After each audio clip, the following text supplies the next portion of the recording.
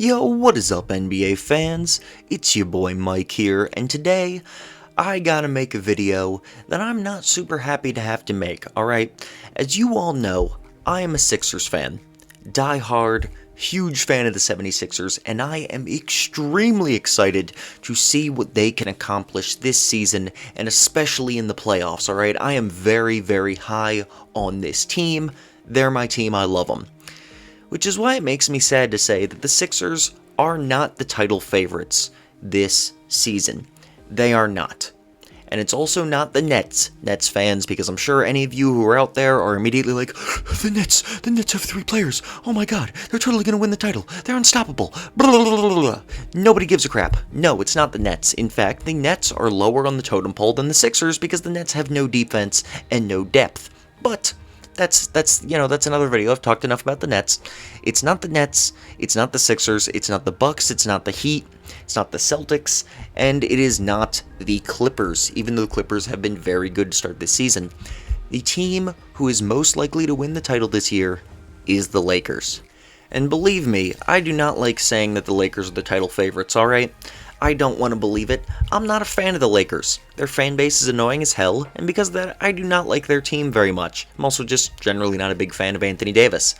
However, even I gotta admit, the Lakers are pretty clearly the title favorites right now, and while they're not some, unstoppable basketball giant like the 2017 Warriors were, for instance, it's pretty clear that the Lakers should be the title favorite at the moment, and if you don't have them as that, let me explain why you're definitely wrong. Alright, first of all, the Lakers are currently 5th in defense. I'm sorry, I'm saying that backwards. They are currently 1st in defense and 5th in offense, and even though their defense may fall off slightly, their offense I fully expect to get even better throughout the season, because if you look at this team, they're really not playing up to the level that they can. There have been some articles recently that, are the Lakers coasting? Is LeBron coasting?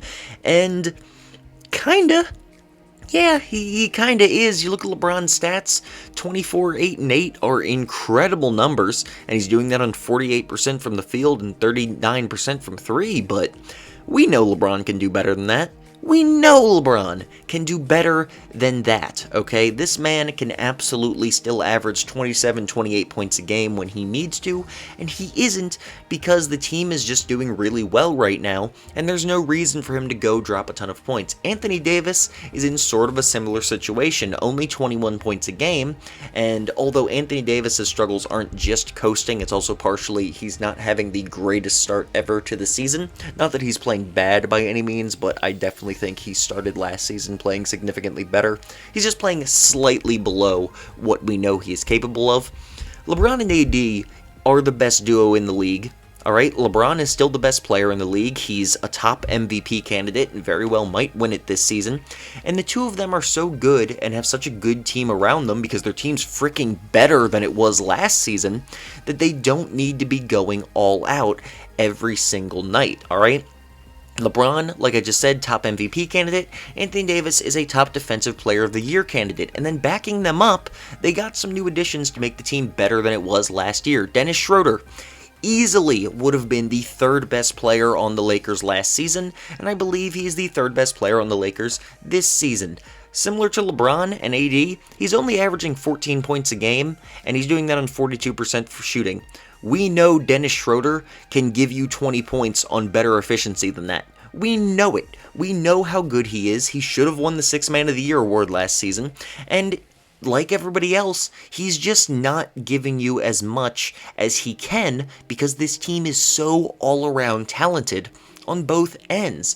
Montrezl Harrell is another dude, only 14 points a game, although his efficiency is fantastic.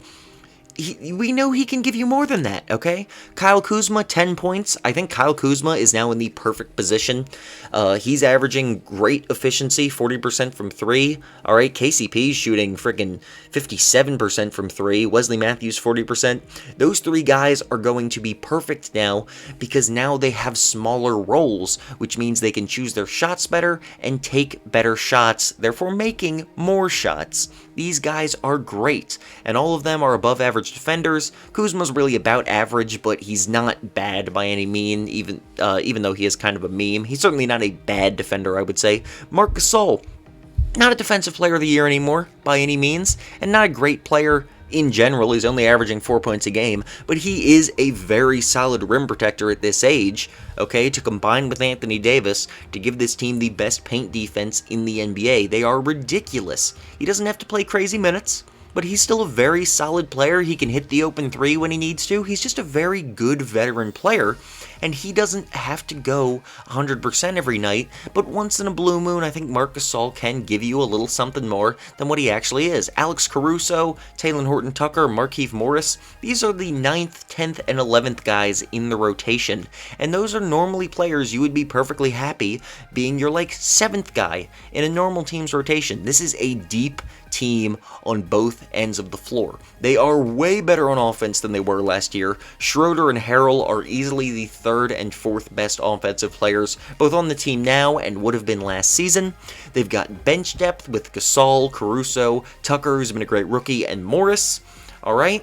They've got great defense. AD, Defensive Player of the Year candidate, like I said. LeBron does not go 100% every night because, the man's freaking old. He's 36, of course he doesn't.